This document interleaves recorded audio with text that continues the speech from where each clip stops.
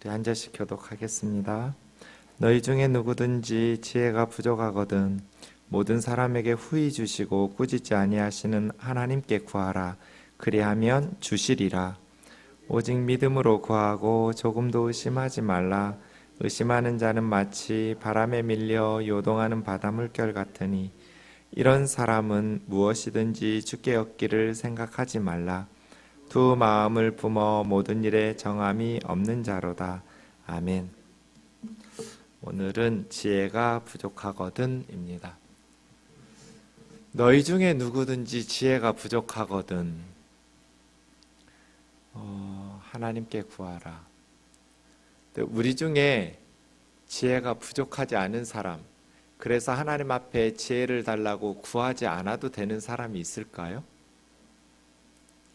없을 것 같아요. 그렇죠? 로마서 12장 16절 같이 읽겠습니다. 시작.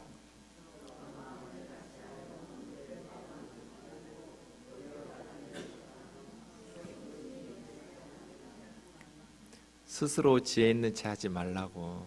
네. 그러니까 우리 중에 누구도 지혜 있어서 난 하나님께 구하지 않아도 돼. 이 정도면 되지 뭐. 이럴 사람은 없는 거죠. 만약에 그런 사람이 있다면 어리석은 사람이겠죠? 바리새인들처럼. 스스로 지혜 있는 체 하지 마라. 그래서 너희 중에 누구든지 지혜가 부족하거든 이라고 말씀하셨지만 사실은 우리 모두에게 다 해당하는 말씀이죠. 우리 모두가 다 지혜가 부족하니까요. 지혜가 뭘까요? 야고보 장로님은 3장 13절에서 18절까지 지혜에 대해서 한 번 더 이야기를 해요. 이 앞부분 1장 5절에서 8절까지 지혜에 대한 말씀을 하셨는데 3장으로 가면 지혜에 대한 말씀이 13절부터 또 나옵니다. 그 3장 1절에서 12절까지는 선생되지 말라는 거였어요. 말의 언어에 대한 이야기였는데요. 그거에 이어지는 13절부터 너희 중에 지혜와 총명이 있는 자가 누구냐. 그런데 이제 지혜와 총명에 대해서 이야기할 때 행함으로써 보일지니라 그랬어요. 그러니까 지혜와 총명은 단순히 머릿속에서 머무는 걸 지혜로운 사람이라고 할 수 없죠. 지혜로운 사람은 그 지혜가 행함으로써 실천되어져서 나오겠죠. 그런데 지혜에는 두 종류의 지혜가 있다는 것을 이 3장에서 보면 알 수 있는데요. 만약 너희 중에 시기와 질투가 있다면, 시기와 다툼이 있다면 자랑하지 마라. 진리를 거스려 거짓말하지 마라. 이러한 지혜는 위로부터 온 지혜가 아니다. 하나님으로부터 온 지혜가 아니라는 거예요. 그냥 땅의 거예요. 그러니까 지혜에는 두 종류의 지혜가 있어요. 위로부터 온, 하나님으로부터 온 지혜가 있고 땅으로부터 난 이 세상적인 지혜가 있어요. 그러니까 지혜가 부족하거든 하나님께 구하라는 이 말씀은 세상적인 지혜를 구하라는 게 아니에요, 사실은. 하나님으로부터 오는, 위로부터 오는 하나님의 지혜를 구하라는 거죠. 세상적인 지혜의 특징은 뭐냐면요, 시기와 다툼이에요. 세상에서 지혜로운 것은 경쟁에서 이기는 거거든요. 질투하고 시기하고 세상적인 방식으로, 이것은 세상적이고 정욕적이고 마귀적이라고. 그러니까 땅으로부터 나오는 이 세상의 지혜가 있는데 지혜를 구하라는 것은 그런 세상살이에 있어서 지혜로운 것 아니고요. 그 다음 7절부터 보면 하나님으로부터 오는, 위로부터 난 지혜가 어떤 지혜인가? 첫째는 성결하고, 그 다음에 화평하고, 관용하고, 양순하고, 긍휼과 선한 열매 가득하고, 편벽과 거짓이 없고, 화평케 해서 화평으로 심어 의의 열매를 거두는, 이게 위로부터 난 지혜, 하나님의 지혜의 특징이에요. 세상적인 지혜는 시기와 다툼을 일으켜요. 자기 지혜를 자랑하면서 시기하고 다투고 경쟁하고. 근데 하나님으로부터 오는 지혜는 그러한 세상적인 지혜가 아니에요. 그래서 가만 보면 세상적인 지혜는 관계를 깨뜨려요. 다투니까요. 그러나 하나님으로부터 오는, 위로부터 오는 지혜는 관계를 발전시키고 회복시켜요. 왜냐하면 하나님으로부터 오는 지혜는 성결해요. 깨끗해요. 또 화평, 평화를 이루어요. 하나님께서 주신 지혜로 관계들을 회복시키거든요. 샬롬이거든요. 또 하나님으로부터 오는 지혜는 관용이에요. 나와 의견이 다른 사람들에게 너그럽게 친절해요. 관용이 있어요. 하나님으로부터 오는 지혜는 양순해요. 순한 거예요. 순해요. 순종적이고 착하고, 그리고 긍휼이 있어요.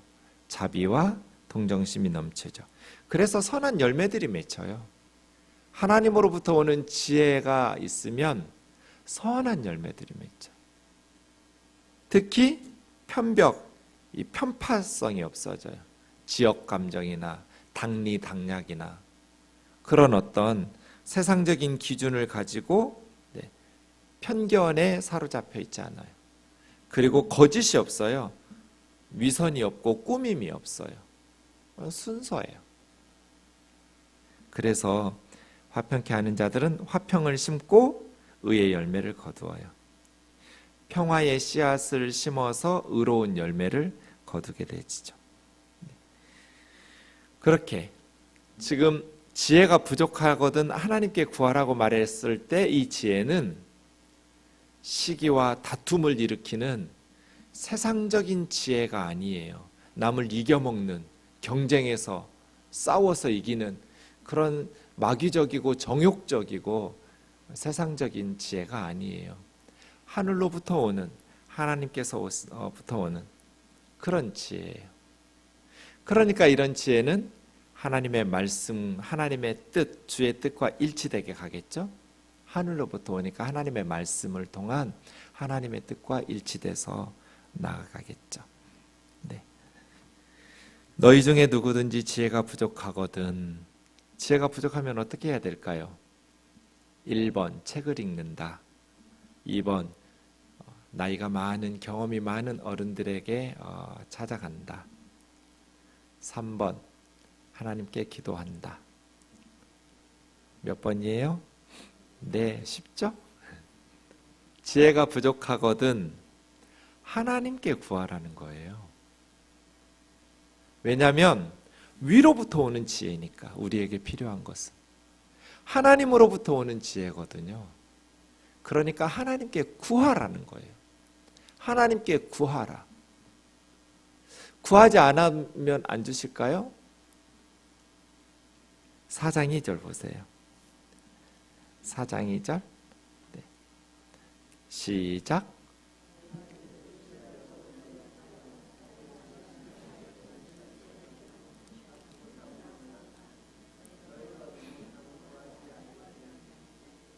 네. 욕심을 내어도 얻지 못해요. 사람을 죽이고 시기하면서 해도 얻지 못해요. 다투고 싸워요. 원하는 것을 얻으려고. 이것은 좋은 방법이 아니에요. 무언가 욕심이 생기면 다투고 싸우고 살인하고 이러는 게 아니에요. 무언가 욕심이 생겼어요. 내가 지혜가 부족하구나. 그래서 하나님 앞에 구하는 거예요.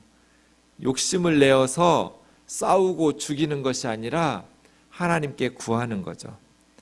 너희가 얻지 못함은 뭐하지 않기 때문이에요? 구하지 않기 때문이에요. 그러니까 하나님 앞에 구하라가 정답이에요. 너희 중에 누구든지 지혜가 부족하거든 하나님께 구해라. 무엇인가를 원할 때 얻는 좋은 정답, 좋은 방법은 하나님께 기도하는 거예요. 남의 거 싸우고 시기하고 죽이고 이렇게 얻는 것이 아니고요. 하나님께 구하는 거예요. 하나님께서 하나님께 구하라고 말씀하실 때 왜 하나님께 구하라고 말하냐면 두 가지로 말해요. 첫째는 하나님 모든 사람에게 후히 주신다. 두 번째는 꾸짖지 않으신다. 그렇죠? 예. 너희 중에 누구든지 지혜가 부족하거든 모든 사람에게 후히 주시고 꾸짖지 않으시는 하나님께 구하라. 그리하면 주시리라. 하나님께서는 인색하시지 않아요. 저는 저 말씀 생각하면 진짜 눈물 나요. 하나님께서는 정말 저에게 후히 주셨거든요. 항상 그랬어요. 저는 1만큼 하면 하나님은 100만큼, 1000만큼 주셨어요. 항상 하나님은 저에게 후하게 주셨어요. 벽돌 한 장 안 올리고 이런 예배당 얻은 목사 있으면 나와보라고 하세요. 제 친구 목사들이 다 저를 부러워해요. 어쩌면 너는, 목사들 사이에 농담이 있어요. 예배당 건축하려면 담임 목사가 지옥에 한번 들어갔다 나와야 된다. 그렇게 힘든 거예요. 근데 저는 원한 적도 없어요. 상상한 적도 없어요. 두 교회가 통합하고 다 걱정했어요. 이제 너희 교회 깨질 거다. 너 힘들 거다. 힘든 적이 없어요. 항상 하나님은 후하게 주셨어요. 인색하신 적이 없어요.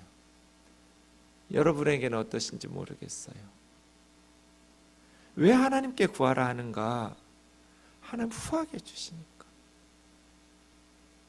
내가 하나님 앞에 드리는 건 너무 작은데, 나는 그런 자격이 없는데 하나님 항상 좋은 것으로 주셔요. 하나님 앞에 구하면 하나님께서 후하게 주세요. 자식이 뭘 구할 때 인색한 부모가 없잖아요. 없으니까 못 주지. 그리고 아이가 망칠까봐, 스포일 될까봐 안 주지. 아까운 부모는 세상에 아무도 없을 것 같아요. 내 자식에게 뭔가를 주고 싶은 부모 못 줘서 안타깝지. 자식에게 인색한 부모가 어디 있겠어요? 그렇잖아요? 우리 하나님은요, 구하라는 거예요. 구하라. 니네 아버지 하나님인 나는 겁나 부자다. 왜 얻지 못해요? 구하지 않기 때문에. 하나님께 구해야 되는데, 그래서 하나님께서 주셔서 누리는 인생을 살아야 되는데, 다른 사람을 시기하고 다투고 죽이고, 그러니까 이 세상이 망가지죠. 그러니까 얻지를 못하죠. 얻어도 불안하죠. 이 세상을 지옥으로 만들어가요. 우리는 세상 사람들처럼 욕심을 부리고 시기하고 살인하고 그렇게 해서 얻고 그래도 얻지를 못하는 어리석은 인생이 아니라 후히 주시는 하나님께 구하는 지혜로운 삶 살기를 주의 이름으로 축원합니다. 하나님께 구하라. 하나님께서는 후하게 해주신다. 또 하나님께서 어떻게 주세요? 꾸짖지 않으신다. 너 이런 것도 몰라? 이렇게 무시하거나 책망하지 않으신다는 거잖아요. 후하게 주시는 것도 좋고 꾸짖지 않고 주시는 것 더 좋아요. 이 말씀 생각하면 제 여동생한테 미안해져요. 저희 어머니가 늘 제 여동생한테 공부 좀 가르치라고 그랬거든요. 3살 밑에 여동생이 하나 있어요. 저는 대학교 1학년 1학기 때부터 4학년 2학기 때까지 과외를 했어요. 늘 아이들 가르쳤어요. 그런데 누구보다도 잘 가르쳐주고 싶은 사람이 제 동생일 거잖아요. 그렇죠? 그래서 처음에는 그래 엄마 하고 동생을 이렇게 가르치려고 기분 좋게 시작해요. 한 번도 기분 좋게 끝난 적이 없어요. 맨날 끝이 안 좋아요. 왜냐하면 제가 꾸짖기 때문이죠. 처음에는 꼭 참아요. 이렇게 풀면 돼. 아 그래? 못 풀어요. 이렇게 하라고 그랬잖아. 아 그래? 이렇게 못 풀어요. 사람마다 은사가 다르잖아요. 그러니까 제가 이제 못 참아요. 소리가 높아지고 짜증이 나요.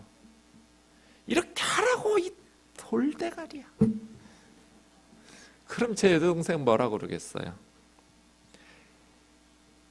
걔도 참아요, 처음에는. 그러다가 나중에는 울거나 화를 나니까 소리를 지르거나. 근데 다른 집 애들 가르칠 때는 저는 한 번도 그런 적이 없거든요. 돈을 받아서 그런가? 근데 하여간 제 여동생은 항상 꾸짖었어요. 그래서 한 번도 기분 좋게 끝냈던 적이 없어요. 그렇게 내 여동생을 내가 좋아하고 예뻐하고 사랑하는데도 불구하고. 그런데 하나님은요, 너 이것도 몰라? 예수님은 그렇지를 않아요.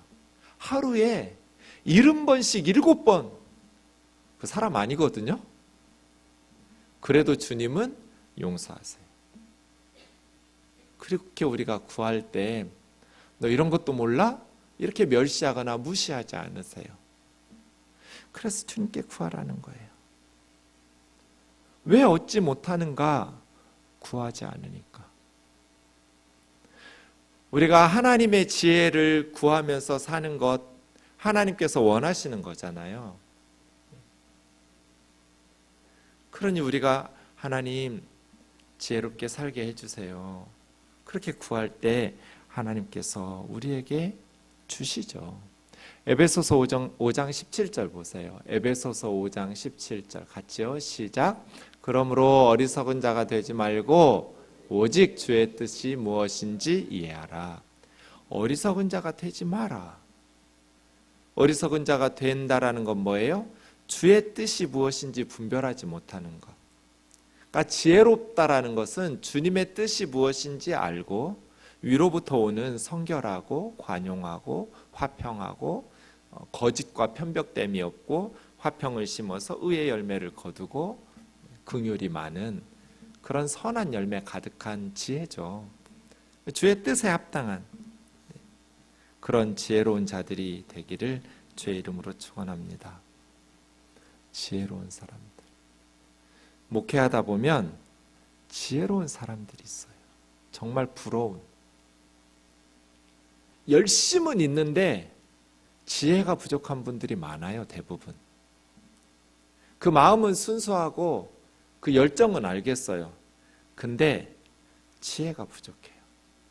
그래서 아까 세상적 지혜는 관계를 깨뜨린다고 그랬잖아요. 교회 안에서 관계들이 좋지 않아요. 지혜가 부족해서 그래요. 하나님으로부터 오는 지혜, 위로부터 오는 지혜는 화평.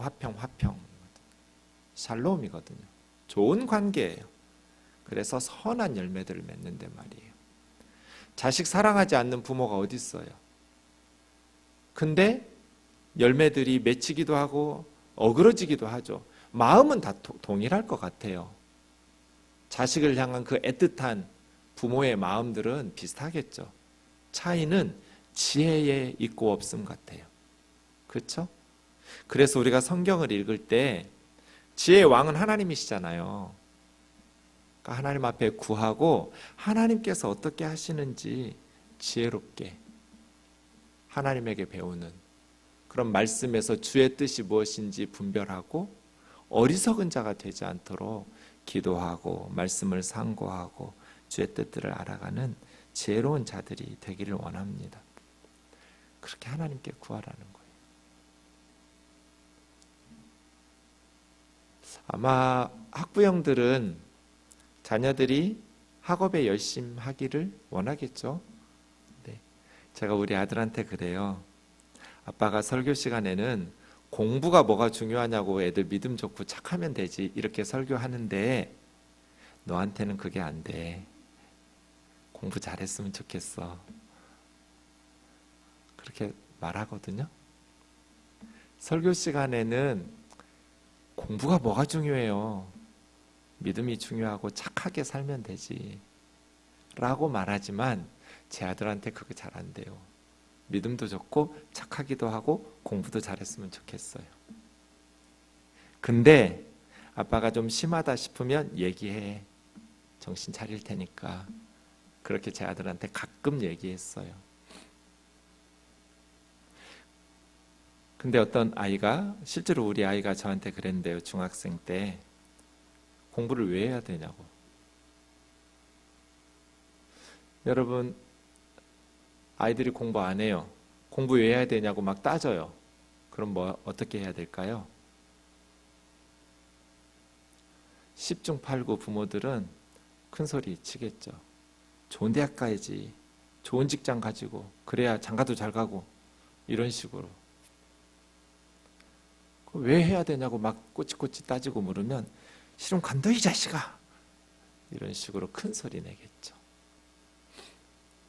우리 아이가 공부를 왜 해야 되냐고 물어서 제가 창세기 2장이 생각났어요. 그냥 뜬금없이 토요일에 한 소리예요. 아빠 공부를 왜 해야 돼요? 하기 싫은데. 창세기 2장에 보면 하나님께서 아담, 남자 혼자 독처하는 것이 좋지 않다고 생각했어요. 그리고 돕는 배필을 집겠다. 그 좋지 않은 상황을 해결할 수 있도록 여자를 만들겠다. 이게 2장 18절이에요. 그럼 하나님께서 하와 만들어서 19절에 아담 재워놓고 갈비뼈 뽑아가지고 만드실 것 같은데 하와 만든 건 21절까지 가야 돼요. 19절에서 하나님께서 아담에게 동물들의 이름을 짓게 했어요. 그랬더니 아담이 이름 지으려면 관찰을 잘 해야 하잖아요. 그냥 아무렇게나 이름 불렀다가 내가 쟤를 뭐라고 불렀지? 그 다음 생각 안 나면 안 되잖아요. 특징을 뽑아내가지고. 그렇게 이름을 짓다 보니까 다른 동물들은 하나님께서 다른 피조물들에게는 의견을 묻지 않으셨어요. 그냥 소도 여러 마리, 말도 여러 마리, 닭도 여러 마리 이런 식으로 만드셨어요. 그러니까 아담이 이름 짓다 보니까 다른 건 다 똑같이 있어요. 근데 자기하고 똑같은 건 찾지 못했어요. 그 필요성을 깨닫게 하시고 하나님께서 아담을 재워놓고 갈비뼈 뽑아서 흙으로 채우고 하와를 만드셔서 둘이, 그랬더니 아담이 뼈 중에 뼈요 살 중에 살이라고 최고라고 막 감탄하면서 결혼하잖아요. 공부 왜 해야 되냐고 물을 때 하나님께서 일하시는 방식이 생각이 났어요. 하나님께서 사람들에게 너 혼자 사는 게 안 좋아, 그러니까 이 여자랑 같이 살아, 좋지? 이런 식으로 하지 않으셨어요. 다른 피조물들에게는 그렇게 창조하셨지만 사람을 만드실 때는 아담 만들어 놓고 아담 스스로에게 자기가 외롭구나, 나하고 어울리는 배필이 없구나, 나하고 똑같이 생긴 사람은 없구나라는 것을 인식하게 하셨어요. 필요성을 깨닫게 하셨어요. 그리고 하와를 만들어서 아담에게 이끄셨어요. 그랬어요. 그 말씀이 생각이 나서 공부 왜 해야 되냐고, 놀러 가자. 그래가지고 애를 태우고 아내랑 셋이서 토요일 오후에 서울대학교에 갔어요. 그냥 가서 셋이 놀았어요. 한마디도 안 했어요. 그냥 건물도 보고 뒤에 잔디밭에서 놀기도 하고, 그렇게 2-3시간 놀다가 차 타고 이렇게 나오는데 교문을 딱 나오는데 아이가 지가 말하더라고요. 아빠 나 공부 열심히 해가지고 여기 올 거야. 서울대학 가지는 못했지만 어쨌든 그대로 열심히 공부했어요. 하나님이 참 지혜로우시죠. 하나님의 일하시는 것이 참 지혜로우세요. 그러니까 똑같은 마음이죠.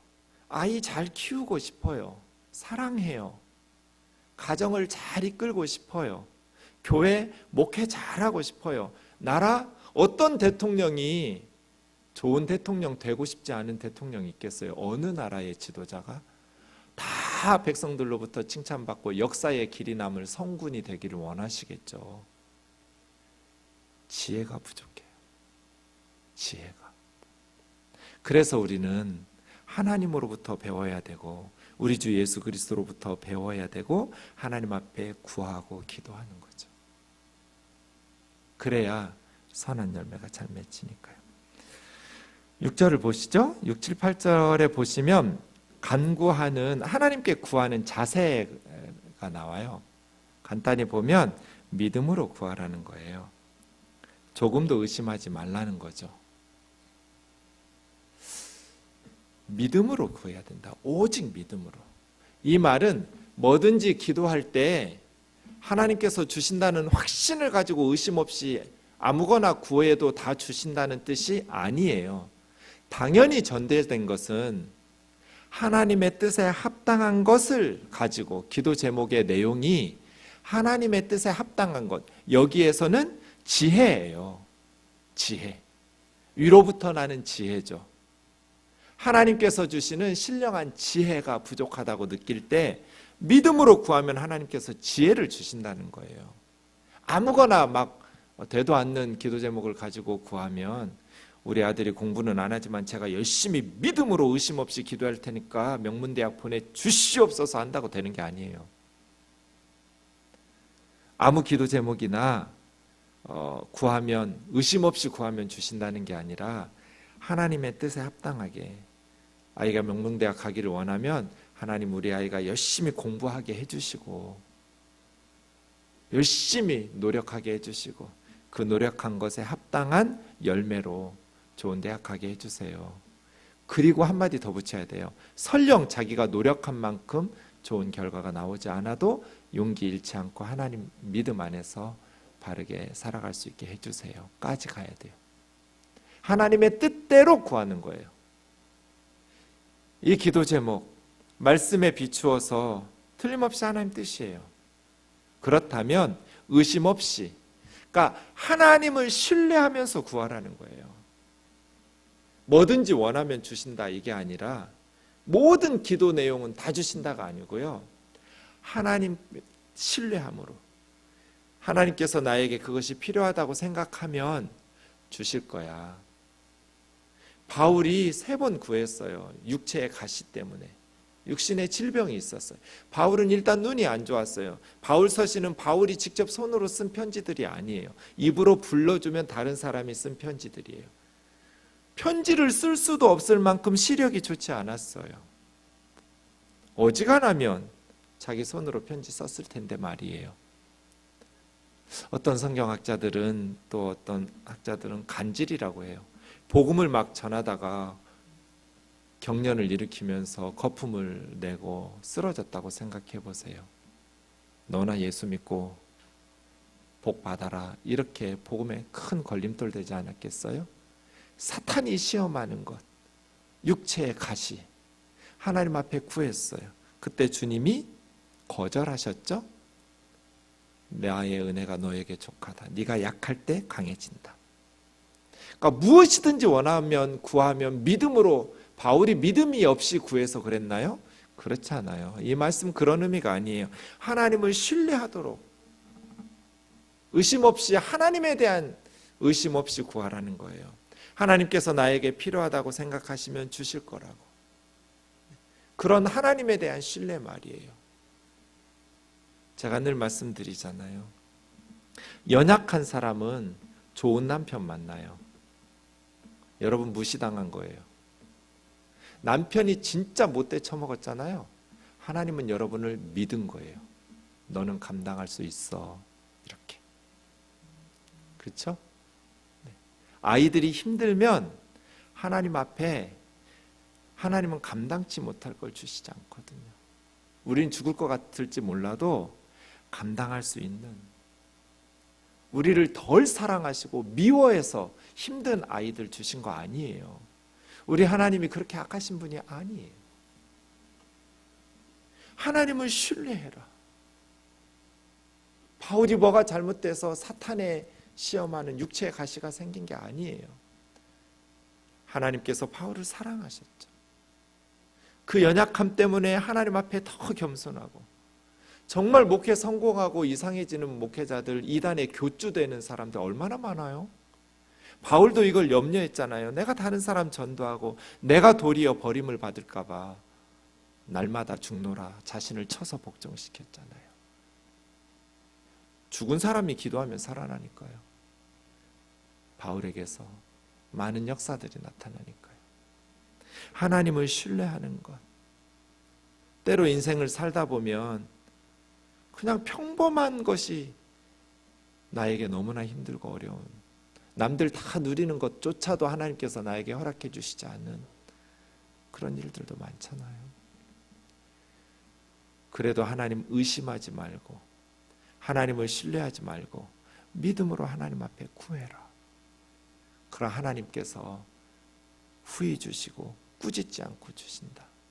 하나님의 시간에 하나님의 때에 특별히 이 험한 세상을 이길 수 있는 지혜를 주실 거예요. 믿음으로 주의 뜻을 분별하면서 살아갈 수 있는 은혜를 주실 거예요. 지난 수요일에 목사님 앞에서 찬송할 때 저는 중위층에서 배를 움켜쥐고 기도했어요. 하나님 설교만 하게 해주세요. 너무 속이 쓰린 거예요. 약을 막 들이부었는데도 나아지지가 않아요. 시간 되면 설교대에 올라가서 말씀 전해야 하잖아요. 설교할 때 하나도 속이 쓰리지 않았어요. 예배 끝날 때까지로 기도할 걸 설교만 하게 해주세요 했더니 설교 딱 끝나니까 다시 아프기 시작했어요. 이렇게 지혜가 없어요. 하나님 앞에 구하면 주시죠. 제가 위가 건강했으면 전 목사 안 했을 거예요. 태어나면서부터 위 벽이 약하고 위 기능이 약해요. 위가 약하니까 건강할 수가 없어요. 그냥 선천적으로 그래요. 남들은 고름이 생겨서 궤양이 될 걸 저는 2번이나 천공이 돼서 위액이 다 쏟아져 나왔어요. 죽을 뻔한 수술을 2번이나 했어요. 그런 위험들과 어려움들이 없었다면 저는 지금도 그렇지만 지금보다 훨씬 교만했을 것이고 지금보다 훨씬 주님 보시기에 망가졌을 것 같아요. 그러니까 하나님 앞에 우리의 삶의 상황이 어떠할지라도 하나님은 우리를 사랑하셔서 그의 아들을 십자가에 내어주셨고 하나님께서는 나에게 아까운 게 없고 인색하지 않고 후히 주시고 하나님은 꾸짖지 않으시고 우리가 하나님을 신뢰하고 의심하지 않고 오직 믿음으로 하나님 앞에 구할 때 하나님께서 나에게 필요한 것들을 하나님의 시간에 반드시 주신다. 하나님께서 어려움과 힘든 삶의 문제들을 주셨다면 기도 제목 없는 가정은 없어요. 하나님께서는 감당할 힘도 감당할 능력도 나에게 주셨다. 나를 미워해서가 아니라 하나님께서 나를 믿었기 때문에 신뢰하셨기 때문에 힘든 가정, 힘든 시댁, 힘든 회사, 힘든 상황들을 맡기셨다 라고 보는 것이죠. 하나님을 의심 없이 신뢰하는 것. 의심하는 사람을 2가지로 말했어요. 하나는 바람에 밀려 요동하는 바다 물결. 바다 물결은 조금만 바람 불어도 흔들리잖아요. 출렁출렁해요. 불안정해요. 바람이 조금만 불어도 이 외적으로 흔들리는 거예요. 또 한 가지는 두 마음을 품는 이 내적으로 흔들리는 거예요. 그래서 모든 일에 정함이 없어요. 어디로 갈지 원문에 보면 일은 길이에요. 모든 길에 양갈래길 왔다 갔다 정함이 없는 결정을 못 내려요. 이런 사람들은 무엇이든지 주님께 얻을 줄을 꿈도 꾸지 마라. 하나님을 향해서 온전한 마음으로 오직 믿음으로 하나님 앞에 구하라. 주실까 말까 의심하지도 마라. 하나님의 뜻에 합당하게 우리가 구하면 하나님은 반드시 주신다. 지나놓고 보니 정말 하나님께서는 이 말씀대로 하셨어요. 불가능하다고 생각했던 많은 고비들이 정말 기도한 대로 됐습니다. 하나님께서 불쌍히 여기셔서 지금 우리가 힘들고 어려운 상황들 가운데 있다 해도 오늘 말씀을 붙들고 믿음으로 힘있게 일어설 수 있기를 주의 이름으로 축원합니다. 말씀 읽고 같이 기도합시다. 5절부터 8절까지 같이 한 목소리요. 시작. 너희 중에 누구든지 지혜가 부족하거든 모든 사람에게 후히 주시고 꾸짖지 아니하시는 하나님께 구하라. 그리하면 주시리라. 오직 믿음으로 구하고 조금도 의심하지 말라. 의심하는 자는 마치 바람에 밀려 요동하는 바닷물결 같으니 이런 사람은 무엇이든지 주께 얻기를 생각하지 말라. 두 마음을 품어 모든 일에 정함이 없는 자로다. 아멘. 우리 말씀